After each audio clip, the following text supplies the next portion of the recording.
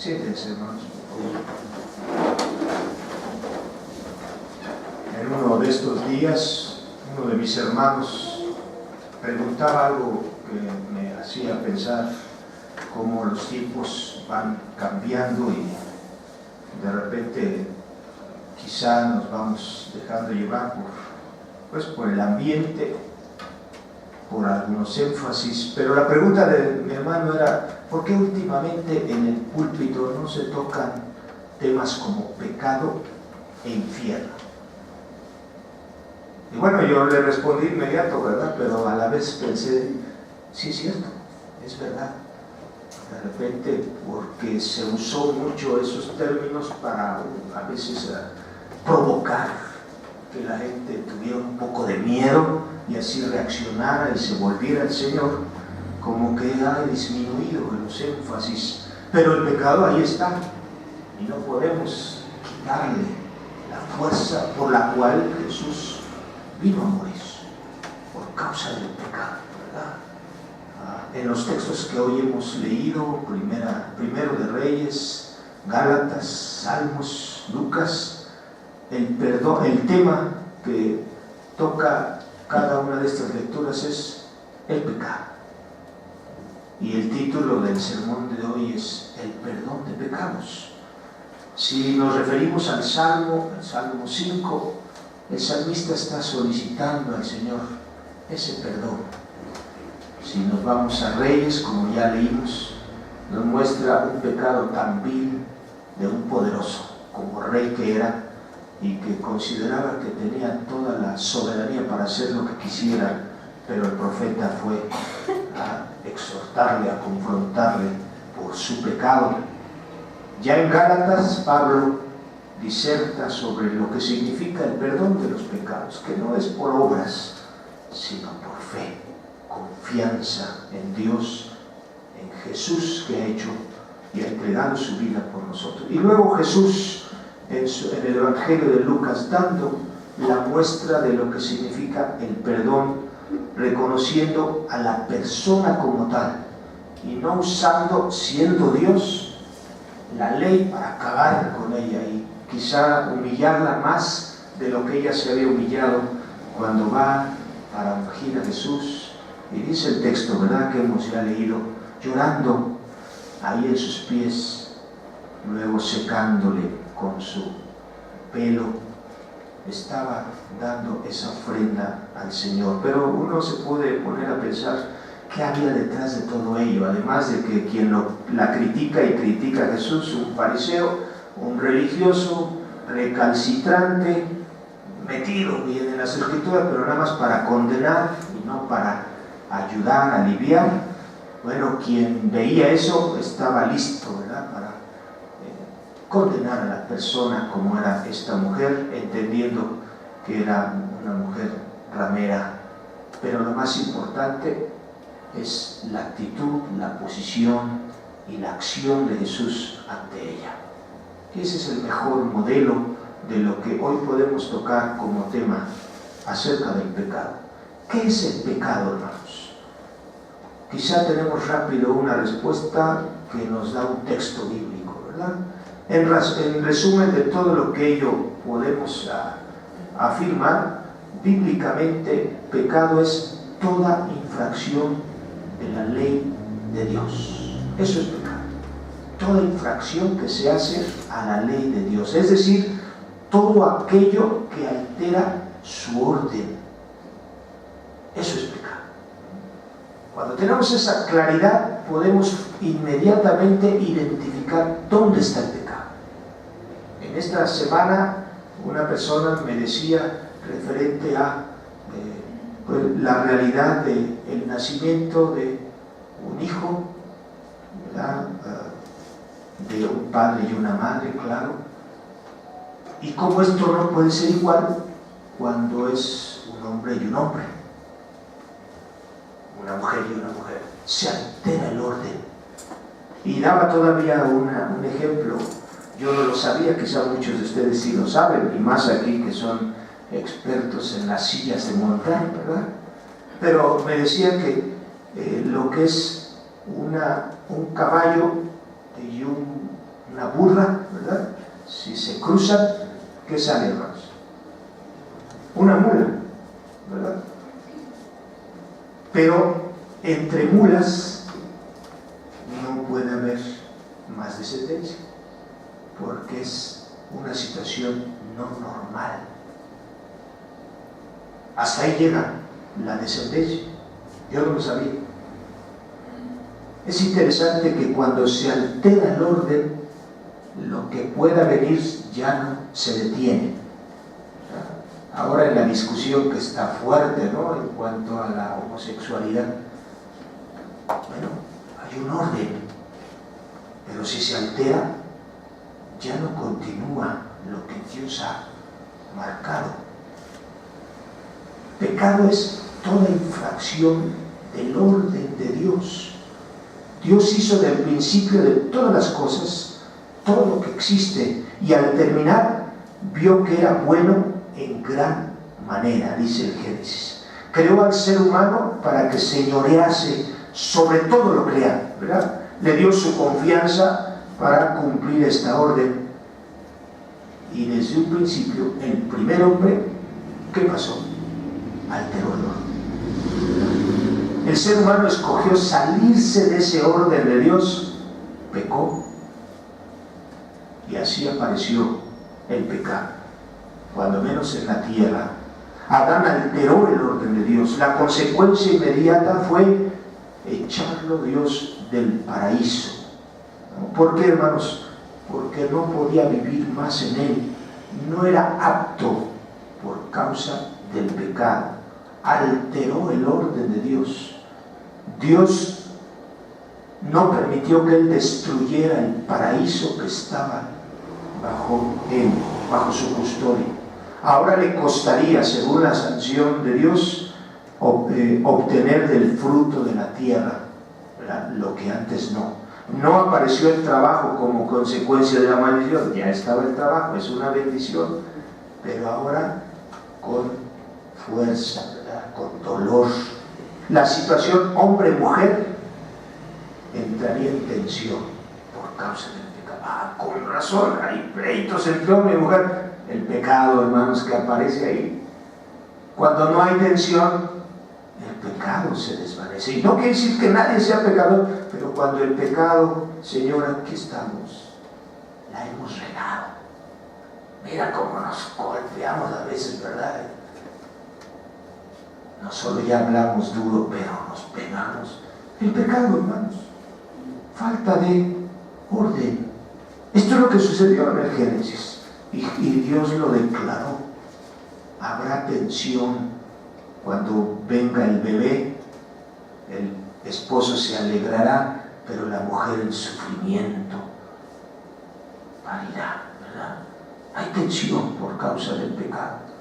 Además de todo lo que sucede en el corazón del ser humano, que huye sin que nadie lo persiga, ¿verdad? Que Adán se escondió y Eva, causa del pecado, ¿no? Aparece la vergüenza, y yo puedo agregar el morbo.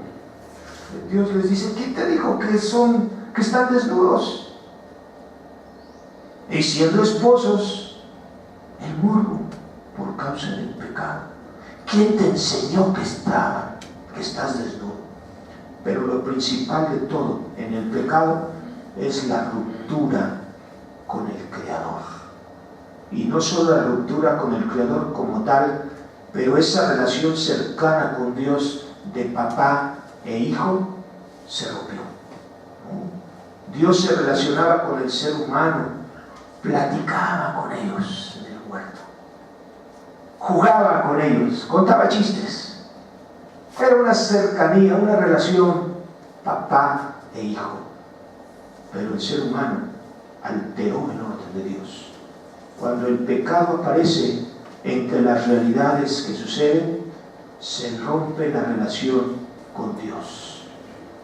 ¿Cuántos estuvieron en aquel culto del Día del Niño, verdad? Que pusimos una cuerda, cortamos, se rompe de un lado y de otro esa cercanía. El único que lo puede volver a unir es Jesucristo. Pero ya no pensamos igual. cambia.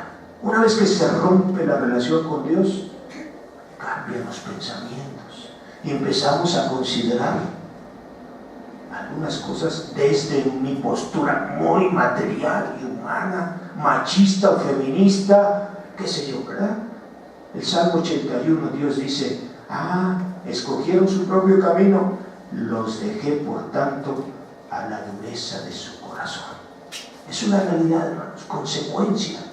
Comenzamos a hacer nuestras propias cavilaciones, dominan nuestros prejuicios como Adán y Eva. En medio de todo, la intención de Dios es tal que ya está tomando la iniciativa en el Génesis para contrarrestar ese rompimiento con Él. Dice ahí el capítulo 3, versículo 15 del Génesis: esta te irá en la cabeza y tú en el tobillo.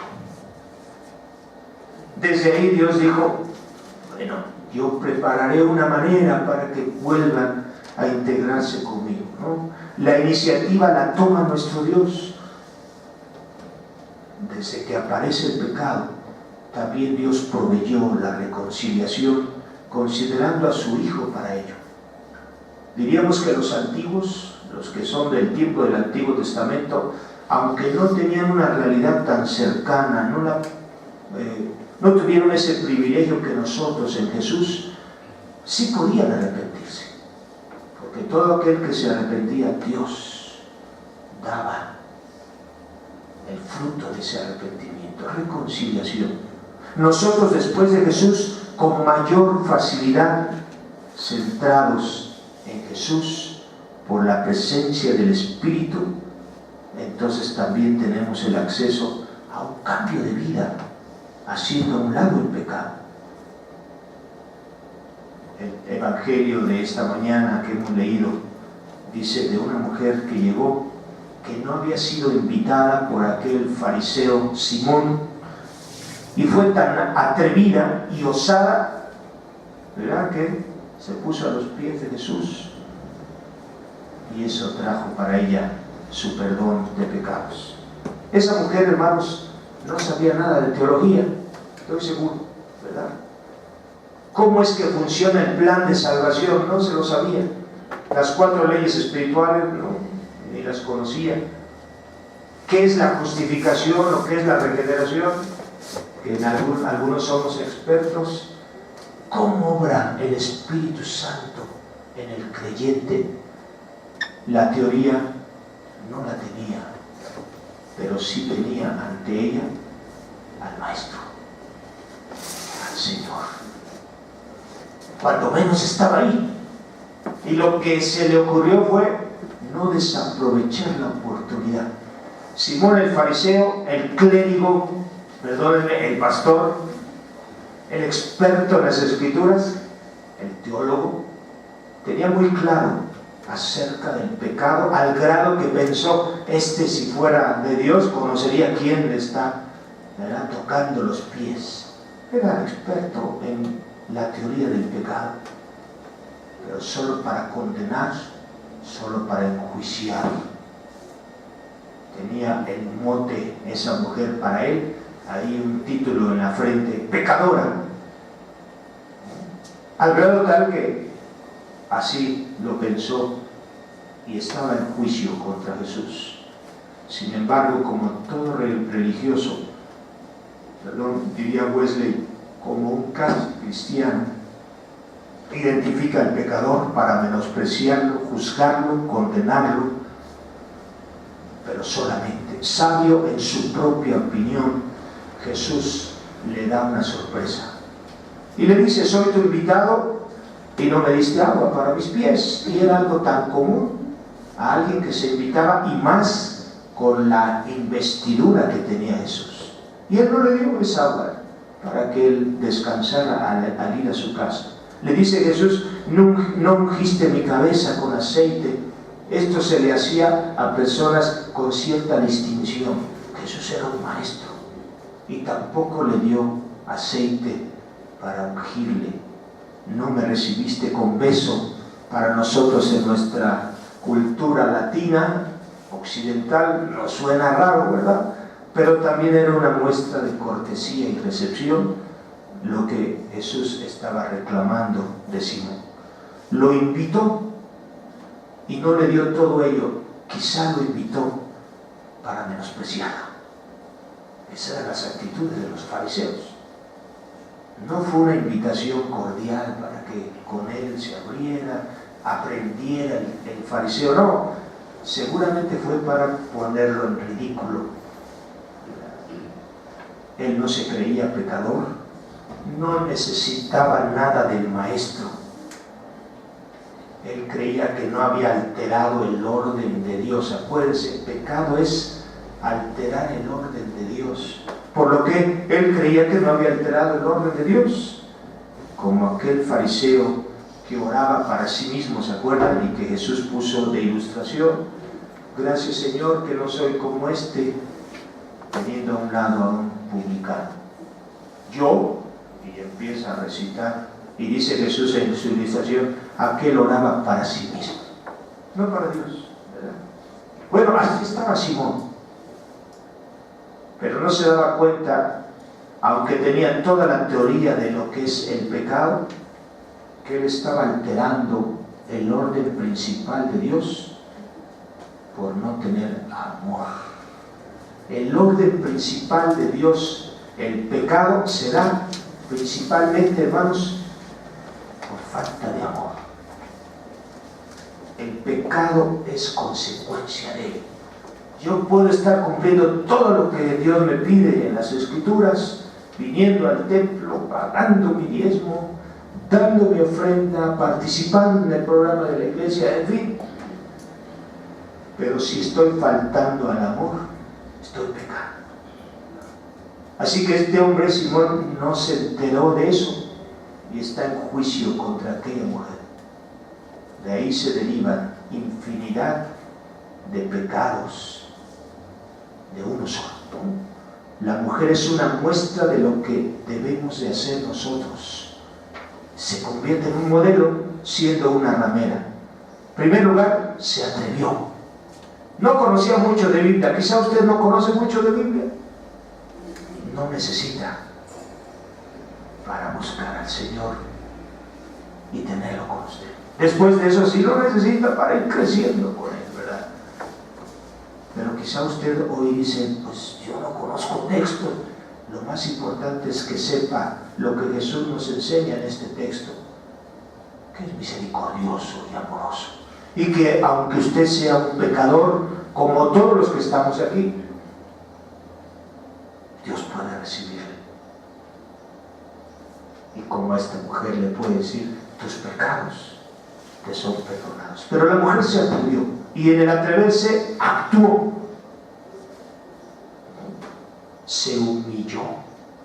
Y cuando lo hizo, hermanos, no le importó lo que pensaran los demás. Imagínense, no solo ser alguien no invitado, sino además una mujer. En aquel tiempo era una osadía. Quizás Simón no la corrió, la levantó y la echó fuera por causa de Jesús, se tuvo que detener. Jesús habría reaccionado fuerte contra él, pero se detuvo. Amados hermanos, es nuestro modelo esta mujer. Si usted ha traído desorden al orden de Dios, humíllese ante él, tírese a sus pies, llore. Yo creo que esta mujer traía tal carga que lloró y lloró, y con esas lágrimas enjugó los pies de Jesús y su pelo, ¿verdad?, como toalla. Pero lloró, no habló, abrió la boca, solo lloró ahí ante Jesús. Eso habla de un arrepentimiento verdadero. Abrió su corazón a Dios de esa manera. Se quitó, insisto, eso del qué dirán. No le interesó. Entregó lo que tenía, podemos decirlo aún en ese perfume. En términos materiales, aquí está, Señor, ¿verdad? Se humilló y aprovechó el momento con Jesús. Mi hermano decía, ¿por qué no se habla de pecado? Qué importante es hacerlo, ¿no, hermanos? No solo para que yo pueda decir que aquel es pecador, pero yo, ¿en qué he estado faltando al orden de Dios? Si usted ha cambiado un orden, esto es pecado. Teniéndolo como elemento clave, usted puede identificar qué es pecado y llamarlo por su nombre y confrontarlo, empezando por usted, por mí, ¿verdad? Echarlo fuera. Por eso vino Jesús, para librarnos de nuestros pecados. Una vez librados, usted es ligero, libre, una libertad verdadera. Quiere inclinar su rostro ahí en su lugar y quiere decirle a Dios, porque Él es el que le conoce. Gracias a Dios que yo no a tal fondo, pero sí Dios sí sabe lo que ha pasado, sabe su historial, sabe cómo usted se ha manejado. Dígale lo que usted sabe, que Él sabe, en donde usted se ha equivocado. Pídame perdón. No importa lo que los demás digan, lo más importante es lo que Dios diga. Señor Dios, bendito eres, Dios. Gracias por ese gran amor que tienes para nosotros. Y gracias porque a pesar de ser como somos, tú, Dios,